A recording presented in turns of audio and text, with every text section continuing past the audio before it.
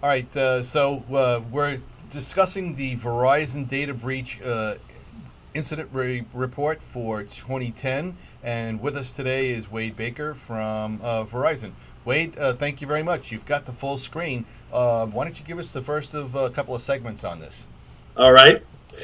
So, if you look through this report, it's organized in a fashion that, at least we think it presents the material kind of in an unfolding story, and we hope that lends to its readability and usability.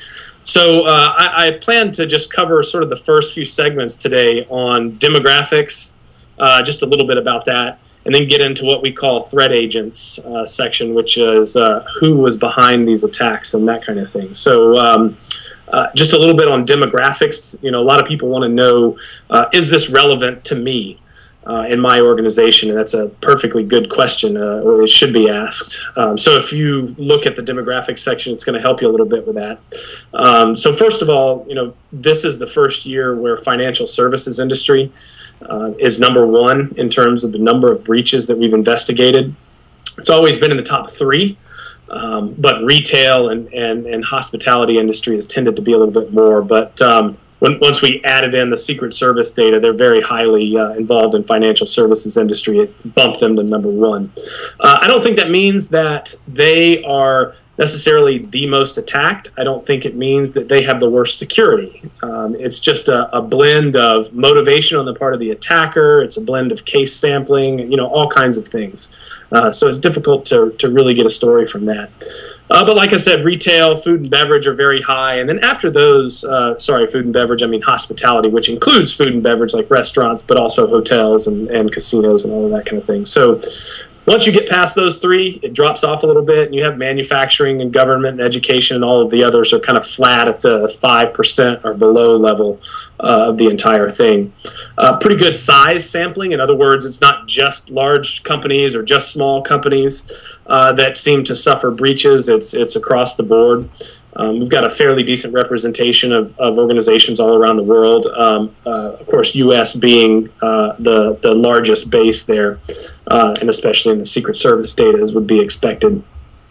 But again, that gives you a few things about the sample set. By the way, it is worth mentioning that when you start to break out all of the statistics in the report by individual group, so compare financial services to retail, you see strikingly different trends in those. And you really get to the sense that if you are a security program in the financial services industry, you're subject to a very different set of threats. Your projects for security are going to look different. Your expenditures and whole approach is going to be different than this retail company. And of course, we all know that. But seeing it reflected in data is very reassuring, and it, of course, gets us away from what we were talking about earlier and fear, uncertainty, and doubt, and hype mongering, and all of that kind of thing, to where you're saying, no, it seems like our primary threat is this, and theirs is that, and so we should manage for this instead. So let me move on to the threat agents. Again, we organize the incident into what we call the 4 A's. So, we don't really like, it was an intrusion, network intrusion, because we sort of get the idea of what's going on, but it doesn't really tell us what we need to know. So we talk about what we really need to know are these 4 A's: the agent, the action, the asset that was affected, and the attribute of that asset, so confidentiality, integrity, availability. From those 4 things, we really get the story of what happened, and we can understand how to measure it and manage it and all of those things that we need to do.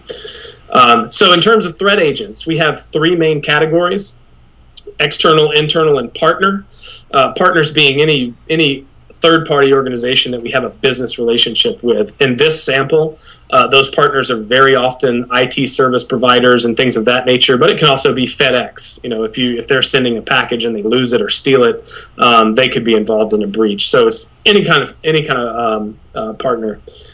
And we organize the incident into those buckets. So it can involve more than one. We very often see that, say, an external party will solicit the aid of an insider to collude in the attack. And so both of those agents would be involved. But at any rate, if you look at the distribution, most attacks are still external, 70% or so. Almost 50% this year were internal or involved insiders, and about 11% involved partners. So just a quick overview on a few of those things. Outsiders, kind of relatively flat to growing a little bit in both our caseload and the Secret Service caseload. Insider is higher than we've ever shown it in the past. We usually show it at 20% in our caseload, and now all of a sudden it jumps to 50%. So a lot of people are saying, wow, insiders all of a sudden got pretty angry this past year, but not really the case. It's just the fact that the Secret Service data has such a much larger proportion of insider attacks that when you take ours, which is about 20%, and theirs, which is about 60%, and add them together, you get somewhat of a blend.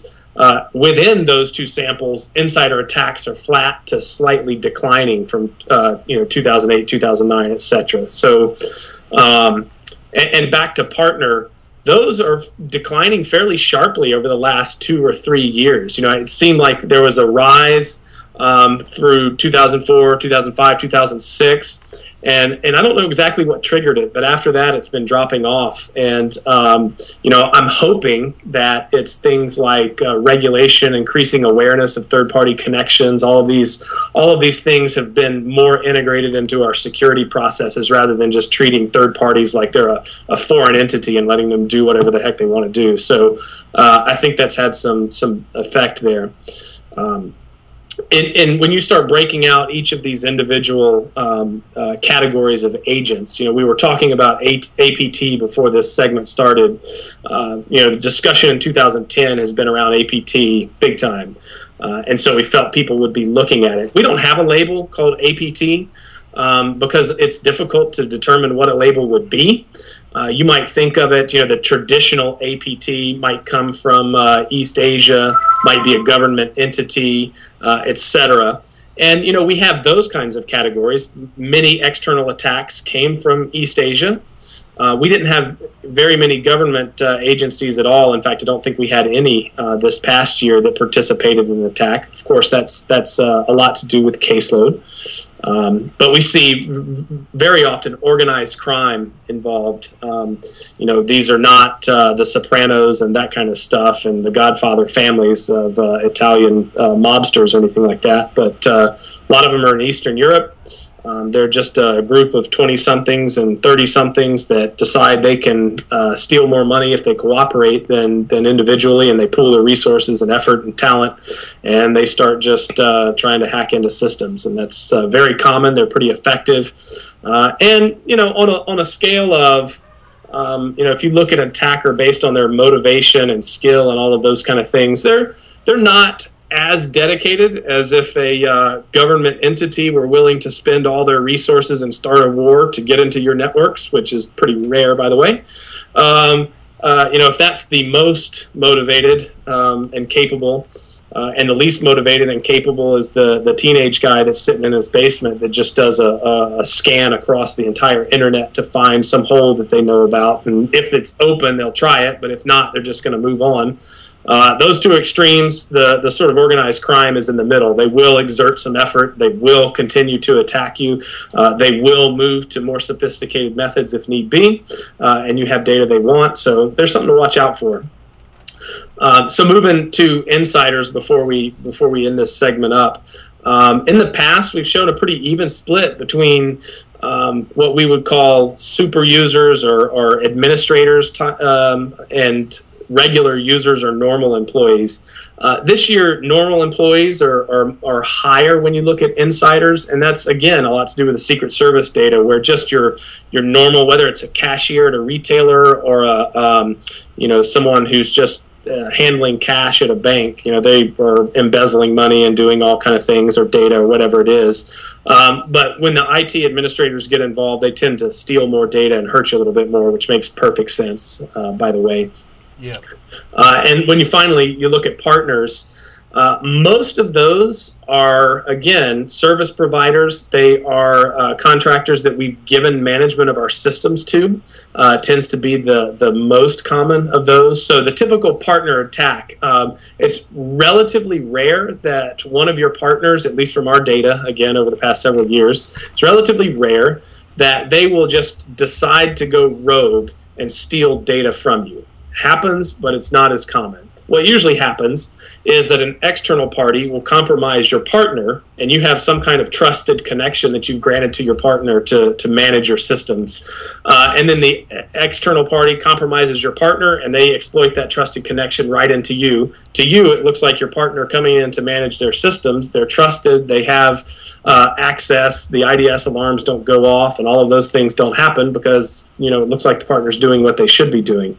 And so the partner in that sense is kind of an unwitting accomplice to the crime.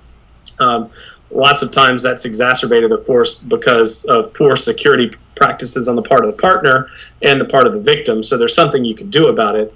But that, is a good description of the scenario that happens over and over again with business partners. So, that's kind of an overview there of what the report says about threat agents, external, internal, and partner, and what's kind of happening in between those and how those are moving over time. And of course, the more we know about threat agents, the better we can prepare for them. And many defenses are relevant to insiders, but not so relevant to outsiders. So I think these numbers are pretty good in terms of using them to really focus and drive your security program.